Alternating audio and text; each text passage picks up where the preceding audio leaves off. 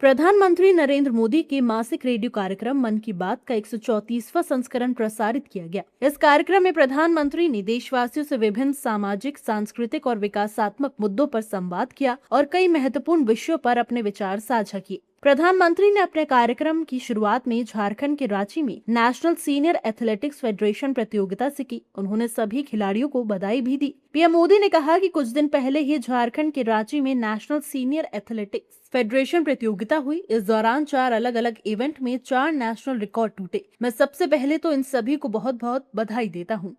कुछ दिन पहले ही झारखंड के रांची में national senior athletics federation competition हुआ। इसमें करीब 800 एथलीट्स ने हिस्सा लिया। देश भर से आए थे।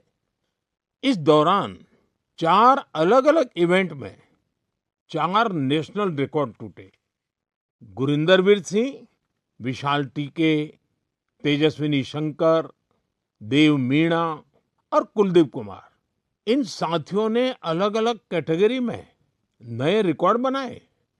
मैं सबसे पहले तो इन सभी को बहुत बहुत बधाई देता हूँ। पीएम मोदी ने मन की बात कार्यक्रम को संबोधित करते हुए तमिलनाडु के नागरकोइल की एक शिक्षिका गिरिजा अम्मा से हुई अपनी मुलाकात का अनुभव शेयर किया। पीएम मोदी ने गिरिजा अम्मा की प्रशंसा करते हुए कहा कि उनकी देशभक्ति की भावना हर भारतवासी को प्रेरित करने वाली है। तमिलनाडु के नागरकोइल में मेरी मुलाकात एक टीचर से हुई। करीब 3 दशक पहले भी मैं उनसे मिला था। मैं बात कर रहा हूँ गिरिजा अम्मा जी की।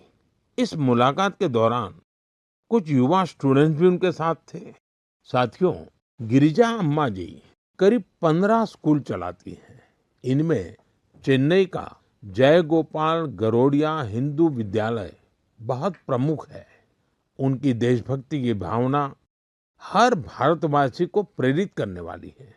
उन्होंने मन की बात से प्रेरणा लेकर देश के अनेक सैनिकों के लिए योगदान का संकल्प लिया। इसके लिए उन्होंने अपने सभी स्कूलों के स्टूडेंट्स को प्रेरित किया। उन्होंने बच्चों से कहा कि वे वीर जवानों के लिए हर दिन 1 रुपया योगदान दें। यानी एक साल में हर स्टूडेंट की ओर से 365 रुपये जमा हुए। इस छोटे छोटे योगदान से करीब 40 लाख रुपए इकट्ठा हुए। गिरिजा अम्मा जी ने इस पूरी राशि का चेक मुझे सौंपा। पीएम ने इस कार्यक्रम में अपनी नीदरलैंड यात्रा का विशेष रूप से जिक्र किया। उन्होंने बताया कि इस ऐतिहासिक यात्रा के दौरान नीदरलैंड ने 11वीं सदी की चोल वंश की ऐतिहासिक तांबे की थालियां यानी कि कॉपर प्लेट भारत को वापस सौंपी है, जिन्हें वापस लाने का प्रयास पिछले 14 वर्षों से चल रहा था।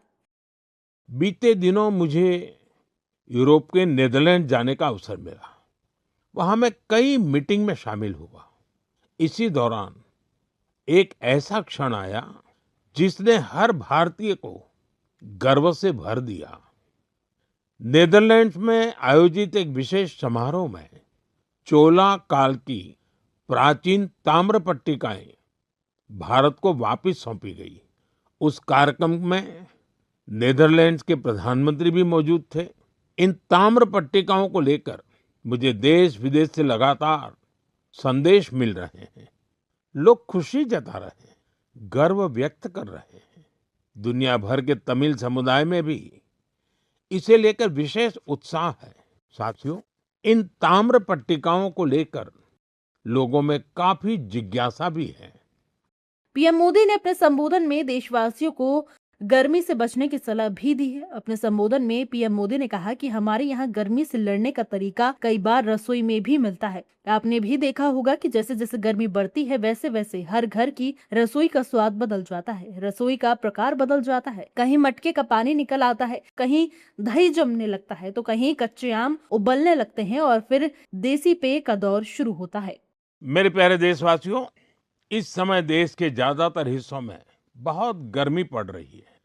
तेज धूप, गर्म हवाएं, ऐसे मौसम में अपना ध्यान रखना बहुत जरूरी है। पानी पीते रहिए। धूप में अगर निकलना ही पड़े तो थोड़ा संभल कर निकले। इस दिशा में सरकार की भिन्न भिन्न डिपार्टमेंट्स ने जो गाइडलाइंस जारी की है वो भी भूलिएगा नहीं। साथियों, हमारे यहाँ गर्मी से लड़ने का तरीका कई बार रसोई में भी मिलता है। आपने भी देखा होगा, जैसे जैसे गर्मी बढ़ती है वैसे वैसे घर की रसोई का स्वाद बदल जाता है, रसोई का प्रकार बदल जाता है।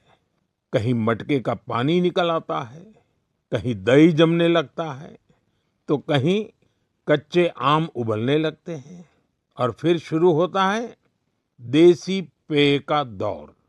मन की बात का 133वां संस्करण एक बार फिर जनसंपर्क और जन संवाद का माध्यम बना, जिसमें विकास, सामाजिक जिम्मेदारी और राष्ट्र निर्माण के संदेशों को प्रमुखता से रखा गया। ये कार्यक्रम देश भर में नागरिकों को प्रेरित करने और उन्हें विभिन्न सामाजिक अभियानों से जोड़ने का एक महत्वपूर्ण मंच बना हुआ है। पीएम मोदी के लोकप्रिय रेडियो कार्यक्रम मन की बात के 133वें संस्करण को देश भर में बीजेपी के वरिष्ठ नेताओं, पदाधिकारियों और कार्यकर्ताओं ने स्थानीय नागरिकों के साथ उत्साहपूर्वक सुना।